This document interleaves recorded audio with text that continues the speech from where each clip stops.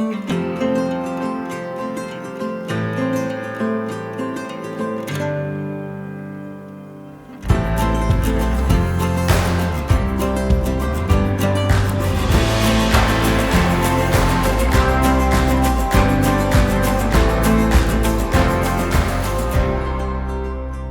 our series we're talking about, it's the idea of staying holy. And so what we're going to look at is the idea of the word holy. And so what it brought to my mind was the word, when you define it, the word holy means to be set apart or to be different. And so 1 Peter 2, verses 9 through 12 is what we're going to look at. And it starts off with this: but you are a chosen race. Think about that. You're chosen by God. You're a royal priesthood, a holy nation, a people for His own possession. Literally, God claims you as His own here, that you may proclaim the excellencies of Him who had called you out of the darkness into His marvelous light. We were once in the dark, as we know, and we were once in sin, and we once were a part of that darkness, but now He has called us when you become a child of God. Once you were not a people, but now you are God's people. Once you had not received mercy, but now you have received mercy. Beloved, I urge you as sojourners, as travelers, we see, and exiles, people who are not of this world, to abstain from the passions of the flesh, which wage war against your soul. Keep your conduct among the Gentiles honorable, so that when they speak against you as evildoers, they may see your good deeds and glorify God on the day of your visitation. So I thought about this, and I thought about a story for us to think about for just a moment. In the novel Rough Justice, a memorable scene describes a little boy named Brian going to church for the first time with his governess, his teacher, you could say. He watches with interest every part of the service. Think about that. The first time you went to church, did you watch with intent about what all was going on when the Lord's Supper was passing around, when the sermon was getting ready to be prepared, when the prayers, the scripture was being read? When the preacher began to get up during this story, this illustration here, Brian hears him tell terrible news. It's about a brave and a kind man who was nailed to the cross. He was terribly hurt a long time ago, and who still feels the dreadful pain even now, because there was something not done that he wants them all to do.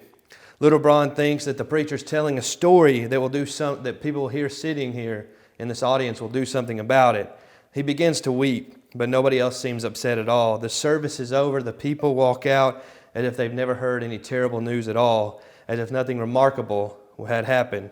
As Brian leaves church, he is trembling. His governess looks at him and says, "Brian, don't take it to heart.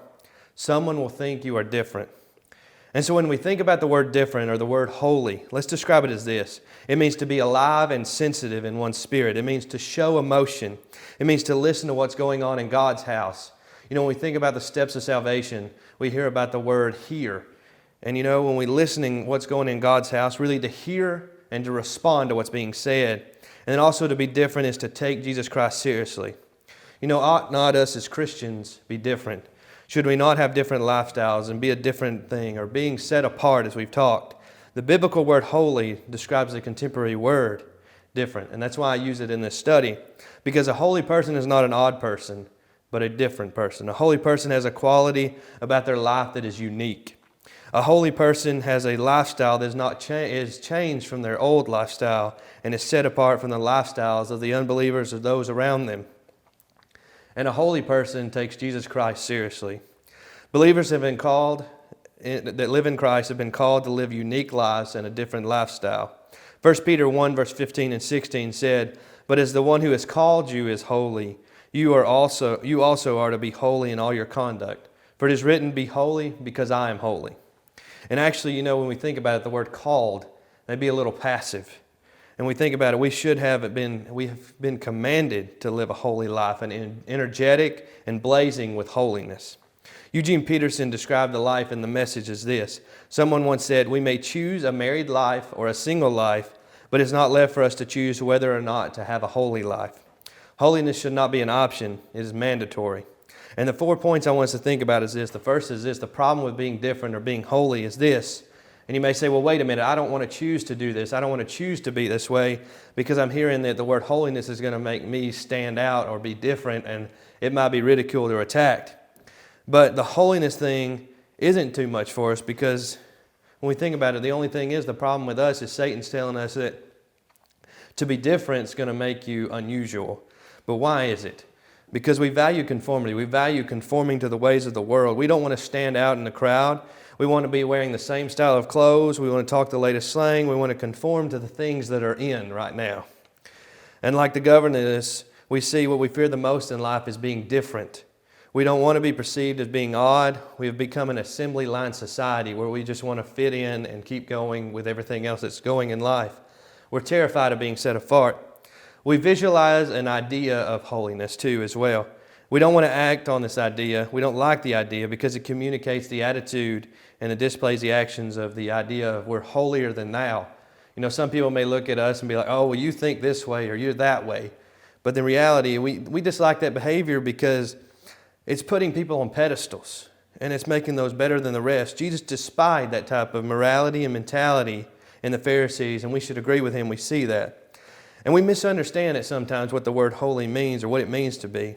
The additional weight to our reasoning is this, because living a life of holiness conjures up images of maybe being a monk or a priest, and you isolate yourself. You can't do anything of the world because we make those images of ourselves. Real holiness, though, the genuine and authentic character of being different, is none of those things. Yet it is more than that, because what does it mean to be different? The Apostle Peter answers that question. In 1 Peter 1 verse 13, it means that we're going to think differently. It means to begin with the proper preparation of our minds. We're to take the initiative in preparing our minds for this life of holiness. It requires effort and hard work.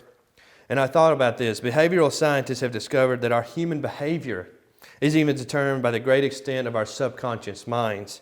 The computer vocabulary graphically describes the potential of our human behavior as this. The garbage comes in and then the garbage goes out. In the same way, to be different, it begins with our minds. Our minds must be holy if our behavior is to be holy. Proverbs 23 verse 7 says, "For as he thinks within himself, so he is."